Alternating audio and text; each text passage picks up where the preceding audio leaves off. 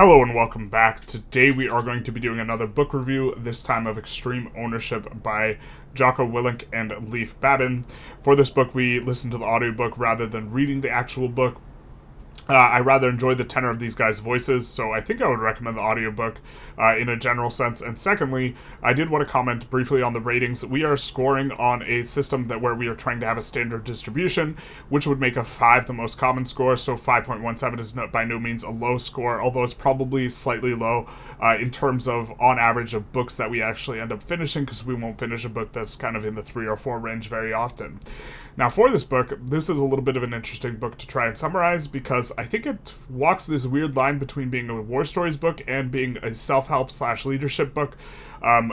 Interestingly, on the self-help side, it is primarily focused on personal responsibility and taking ownership of one's actions as implied by the title. But what's interesting is most of the books that are focused on this, books that are kind of tend to be more stoic in nature as it relates to personal responsibility, they tend to be more individualistic, and this is leadership / team oriented, and that is a little bit of an interesting novelty in itself.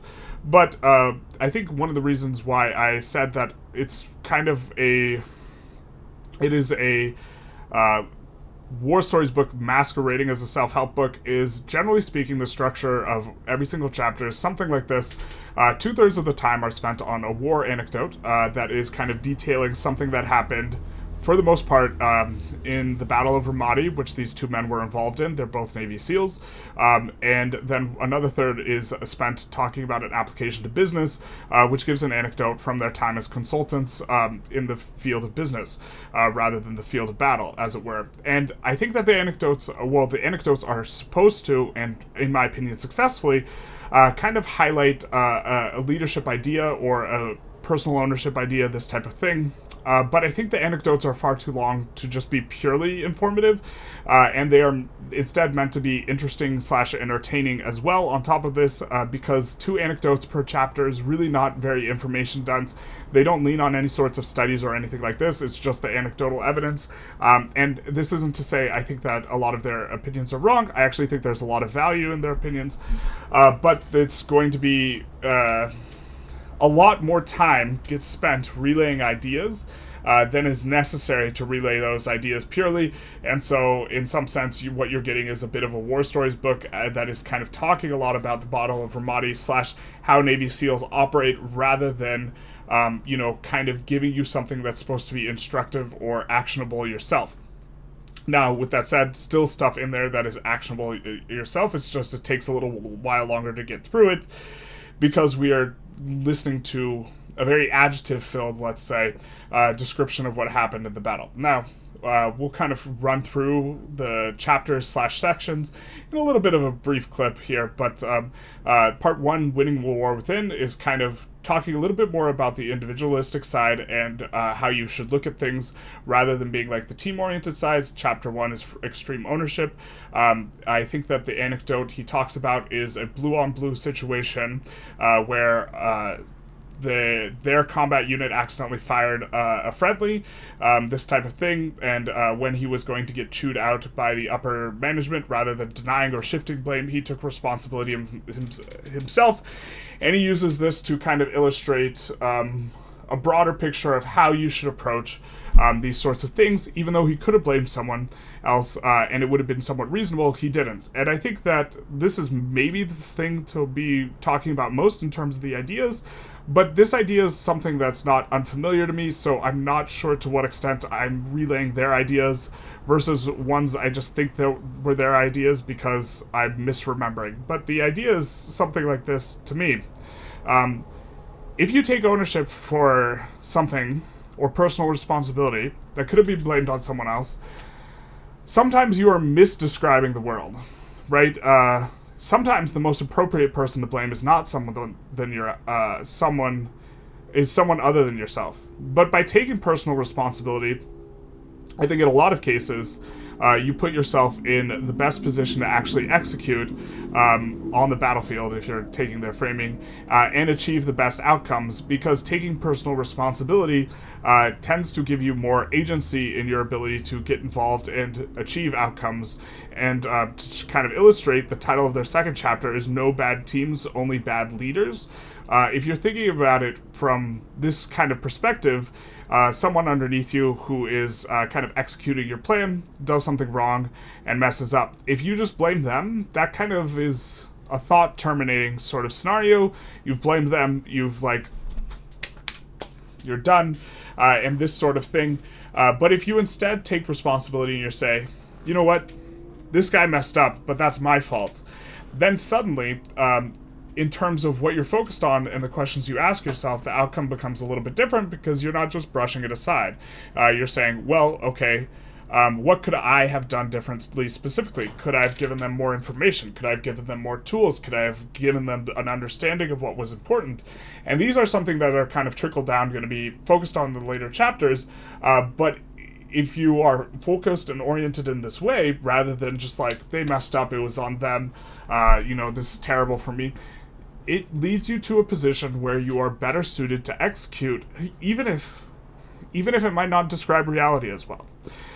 Now, this book doesn't make that, even if it doesn't describe reality as well, asterisk in there. I'm pretty sure I've never seen that anywhere in the book. But it is, they do focus, at least at some point, and talk about, look, this is the attitude you should have if you want to execute, and executing is what you're looking to do, and so this is why you should have this attitude, this type of thing.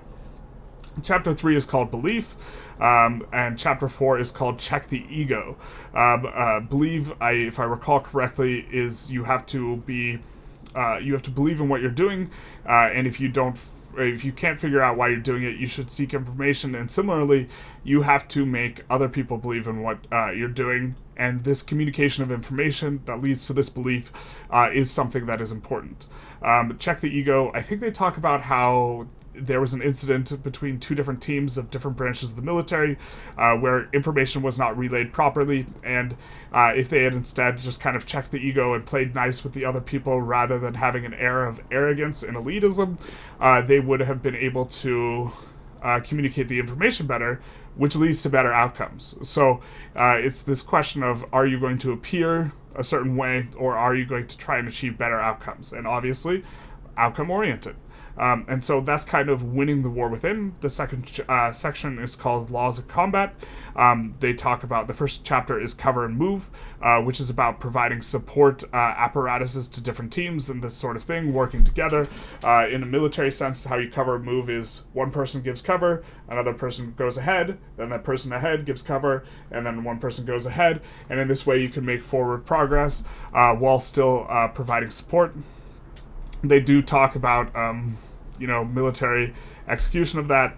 Chapter 6 is Simple.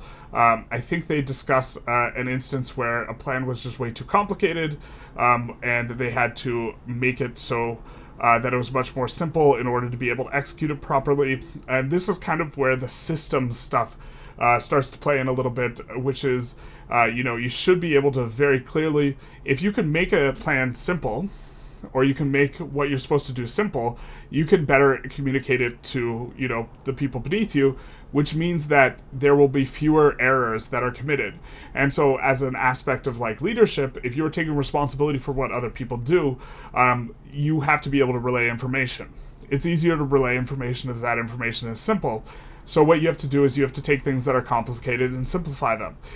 In terms of, if you are taking responsibility for what they do, if they aren't getting it, you have to figure out some way to make it simple for them, right? 7 is Prioritize and Execute.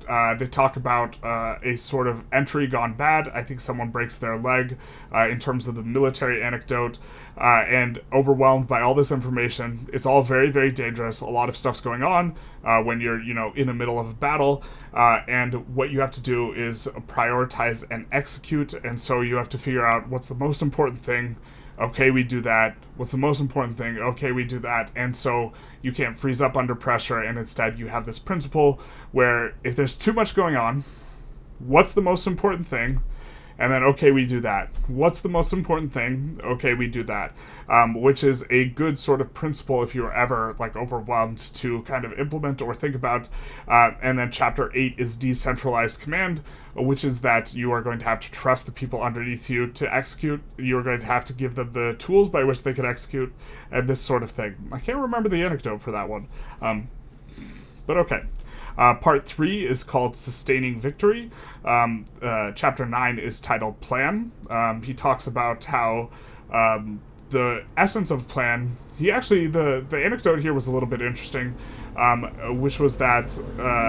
shout out to the loud car outside.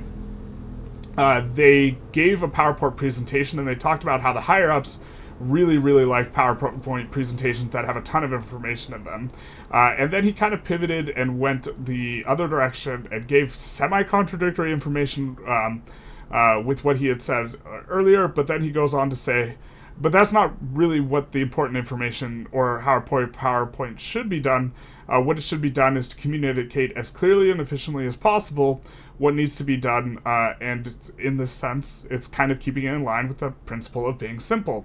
And so it's talking about having a plan so that everyone knows what to do, and also having a plan so that you know what is going to happen in the case of contingencies, and so that you will be able to execute, like that guy executing that loud car outside, you'll be able to execute what it is you need to do, even if the plan starts to go wrong, because you have contingencies, and also because when you make the plan simple and straightforward, and you understand why you are doing the plan, it also allows you to kind of operate on your feet and change things up.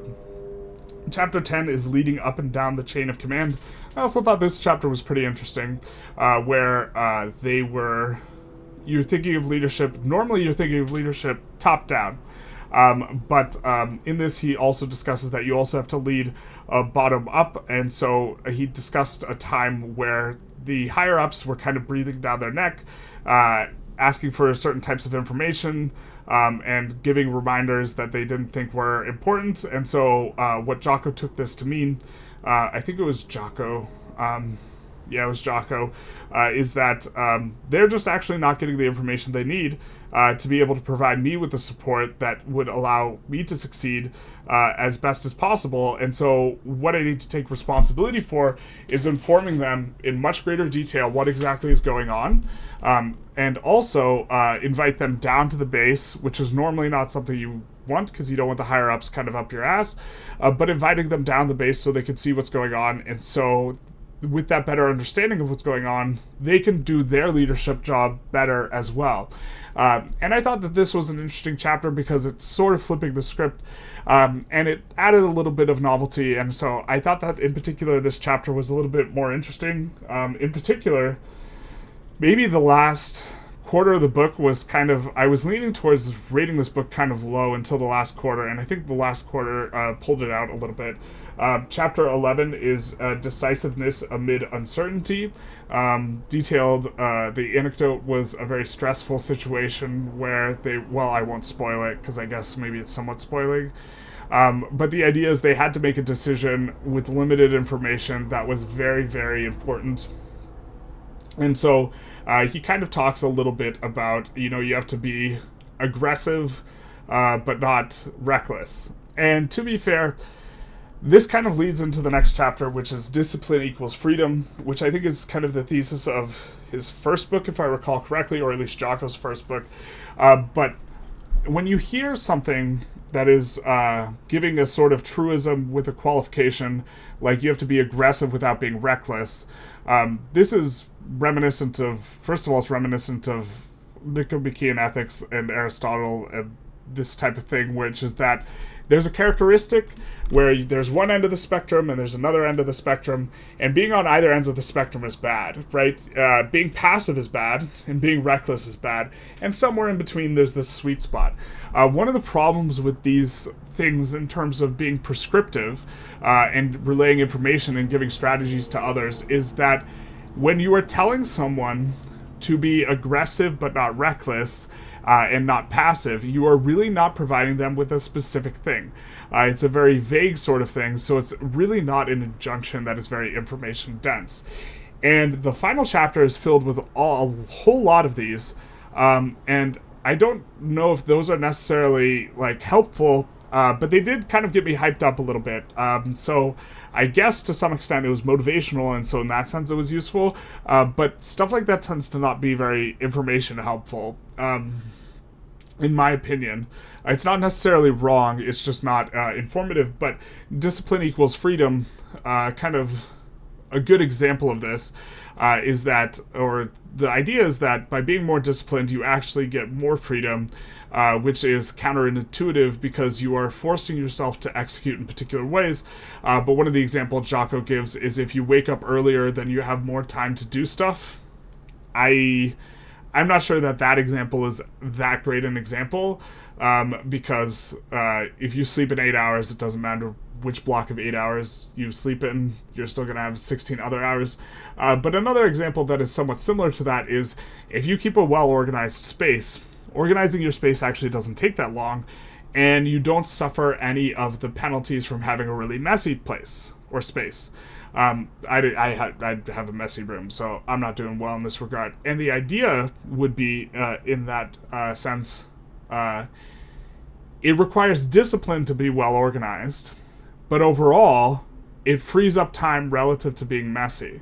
And so, by being disciplined and forcing yourself to stick to a particular system, you give yourself greater freedom down the road, and you can kind of get the idea with the waking up early example. Depriving yourself of sleep is, like, bad, so, like, if you're waking up earlier, you also have to go to bed earlier, so you don't actually get more time. But, okay. So, let's kind of get into the ratings a little bit, I suppose. For utility, I gave this a 5. I think that a lot of the ideas in here are useful. I just think that there's better ways to get the ideas, because, as we talked about earlier, it's kind of a war stories book masquerading as a self-help book.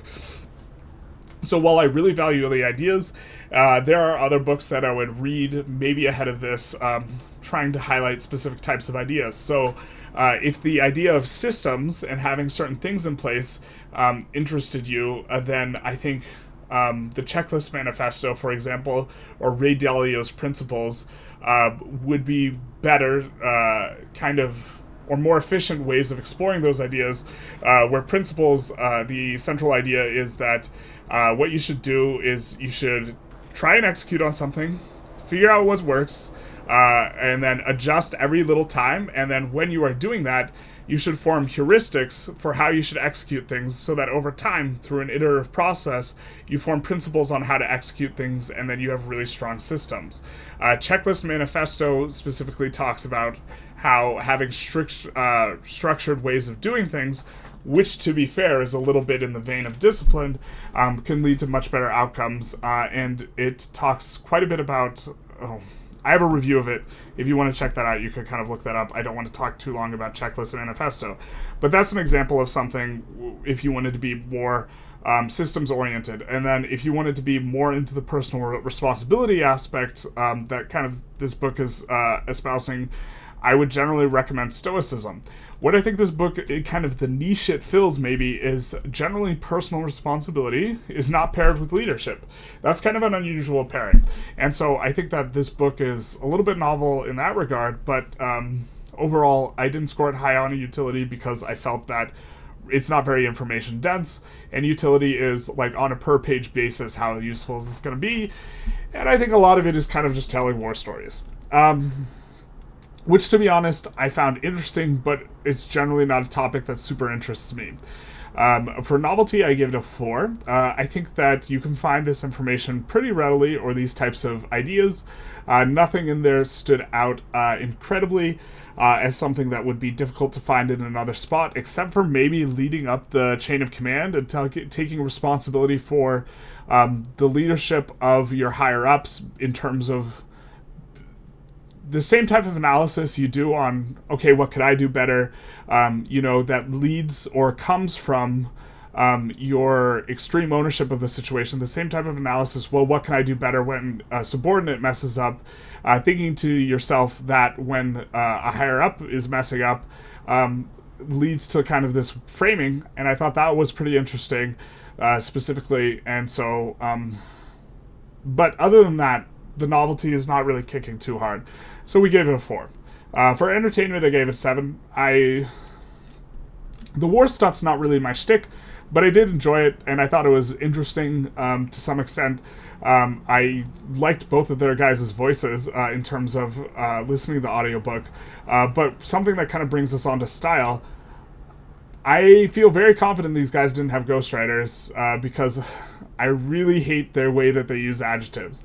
If I could go the rest of my life without hearing the phrase deadly accuracy when referring to an incident when no one died, I would love it. When describing any sort of military event, when there's any level of engagement, they just pile on the adjectives. And it's like, you're using 3 adjectives to modify one thing, my guy. That's too many adjectives. And it's like reminiscent of middle school when you would like use a thesaurus to like find different descriptions for like extreme or something like this, and then you just pile them all together to just like modify one singular word. And I wish I had like an example other than the like deadly accuracy just like really stands out to me as like a phrase that I came to like kind of not really like that much, because if something's deadly accurate, then that means something died. If you use deadly accuracy every time you talk about shots being fired and they are referring to situations where no one died, I don't like the style of the writing as it relates to the use of adjectives just everywhere as much as you can. Always relentless, in your face, extreme, relentless, always on, devastating use of adjectives. You know what I mean? The extreme devastation of relentless adjectives with deadly accuracy. Like, it's just... I'm not a fan. But other than that, I don't have a style problem with that. It's really just like the extreme... I guess I should have known what I was getting into with the title, like Extreme Ownership. But, okay. For readability, I give it a 5.5. I suppose in some sense this is listenability. Really liked their voices.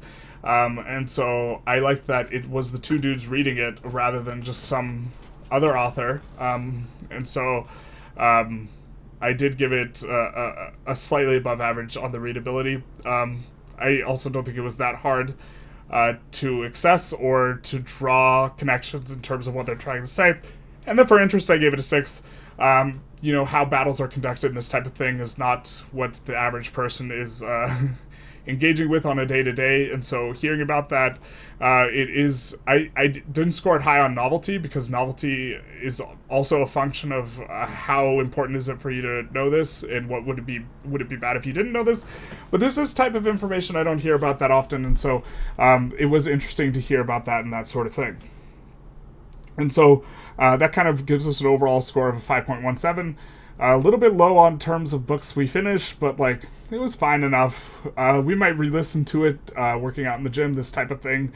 But as far as recommendations go, I think that the band at which I would recommend this book is really narrow, which is like the cross-section of personal responsibility and leadership. And that is maybe a point at which this book shines, because I think that the books that are centered around personal responsibility tend to be individualistic in nature rather than, talking about the leadership idea or this type of thing.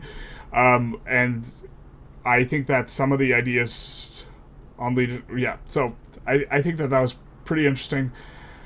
I think that a lot of people who might think about reading Extreme Ownership... and to be fair, I had meant to read Discipline Equals Freedom instead of Extreme Ownership or Listen To, so that was a little bit of a miss by me. But I think I prefer... if you wanted to get into the Navy SEAL self-help genre, as it were, I think I would just generally recommend David Goggins over this. If you wanted something that was personal responsibility oriented, there's other things I would recommend over this. If you wanted something that was systems oriented, there's other things I would recommend over this. I'd recommend Meditations from Marcus Aurelius for the personal responsibility / stoicism, or Ryan Hall has a bunch of stuff on Stoicism that's probably more accessible than reading Marcus Aurelius or Seneca or this type of thing. And then something that's a little bit more information-oriented for being systems-oriented, I would prefer, like, Checklist Manifesto. For, like, motivation slash self-help within the Navy SEAL, like, genre, I prefer Goggins. And so the band at which I would recommend this book is somewhat narrow, I think.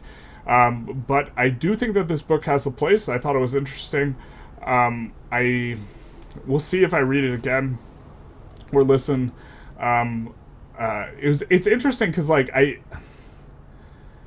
it feels weird to me that the band at which I would maybe be recommending this book is so narrow, and I, like, didn't have a problem with the book overall, other than the extreme, relentless, abusive, nonstop, deadly accurate use of adjectives. Yeah, that's the rating, 5.17. I hope you enjoyed. If you did, please feel free to like, comment, subscribe. If you have a book that you think I should read, please feel free to recommend it below. And other than that, have a good one, everyone.